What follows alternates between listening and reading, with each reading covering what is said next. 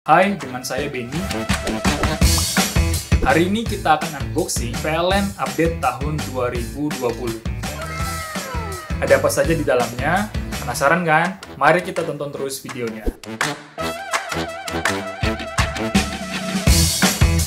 Bulan Oktober kemarin, PLN genap berusia 75 tahun. Salah satu tantangan yang dihadapi PLN dalam menyediakan listrik di Indonesia adalah karena Indonesia memiliki ribuan pulau yang tersebar di wilayah yang luasnya hampir 2 juta kilometer persegi. Itu setara dengan luas negara Vietnam ditambah dengan Myanmar, Malaysia, Filipina, Laos, Kamboja, Brunei Darussalam, Timor Leste, Singapura, dan Thailand.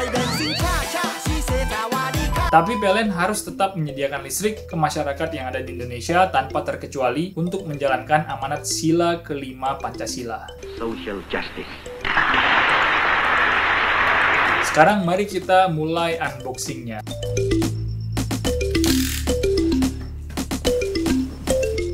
Di depannya kita bisa lihat ada logo transformasi PLN Power Beyond Generation. Nah, ngomong-ngomong soal transformasi, 5-10 tahun yang lalu masih ada sistem yang mengalami defisit energi di Indonesia. Halo. Aku lagi buat video ini tentang PLN. Menurut Mama, 5 tahun ke belakang bagaimana PLN? Di kampung kita terutama. Udah baik, tapi ada kurangnya. Pemadamannya kadang mau 1 jam.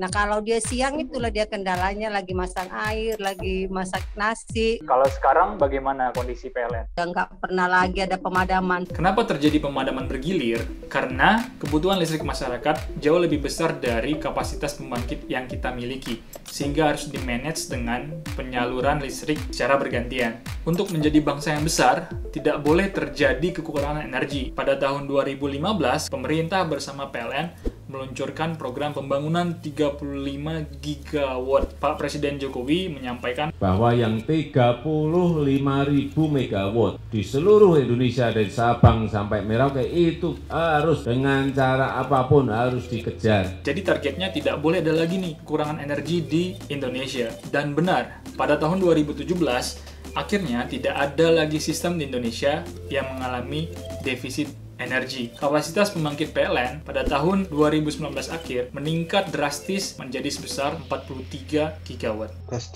Perkenalkan, Richard, teman seangkatan saya di kampus dulu yang saat ini tinggal di Sungai Pakning, Riau.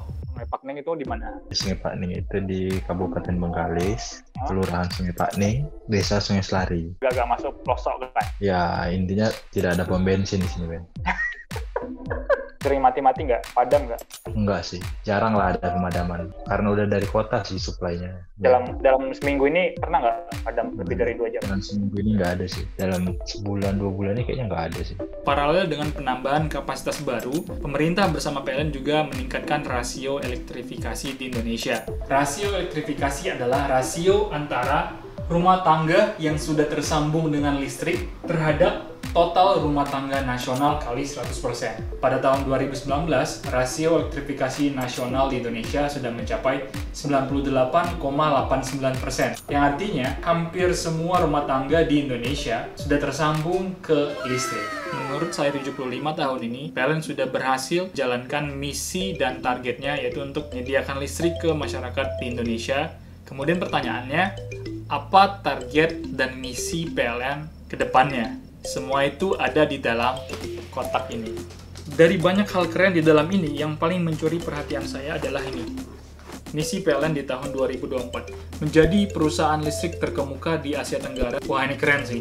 Jadi, target dan misi PLN itu sudah improve ya dari sebelumnya menyediakan listrik ke seluruh masyarakat Indonesia dan sudah tercapai dan sukses. Sekarang naik, jadi meningkatkan kualitas layanan, estimasi, dan lingkupnya sudah bukan nasional lagi, tapi kelas internasional, yaitu regional Southeast Asia. Apa strategi PLN untuk mencapai misi yang sangat besar ini? Jawabannya adalah teknologi, advancement, dan customer focus. Perkenalkan, the new PLN Mobile. 1, 2, 3.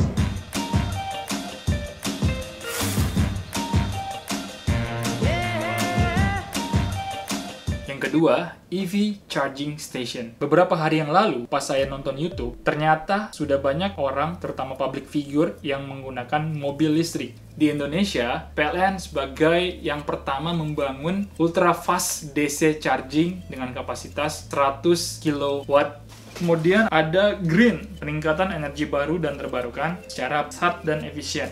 PLN berkomitmen untuk mendukung program-program pemerintah dalam menggunakan energi bersih. Selanjutnya adalah inovatif dan lean. Jadi kedepannya PLN sudah didesain nih untuk bisa berlari dengan cepat dengan streamlining proses-proses bisnis atau kos-kos yang tidak perlu dan optimasi aset. Jadi ini merupakan kabar yang sangat baik ya bagi Indonesia. Saya ya sebagai teknologi entusias sangat menunggu-nunggu nih apa saja gebrakan-gebrakan yang akan dikeluarkan PLN. Karena PLN sudah bertransformasi menjadi perusahaan yang bukan lagi kelas nasional tapi menuju kelas dunia. Dan yang terakhir, tahu nggak? Listrik PLN harganya masih tetap sama dengan tarif di tahun 2017 yang lalu. Jadi nggak ada peningkatan sampai saat ini. Sekian video hari ini. Tetap optimis, tetap jaga kesehatan. Sampai jumpa lagi.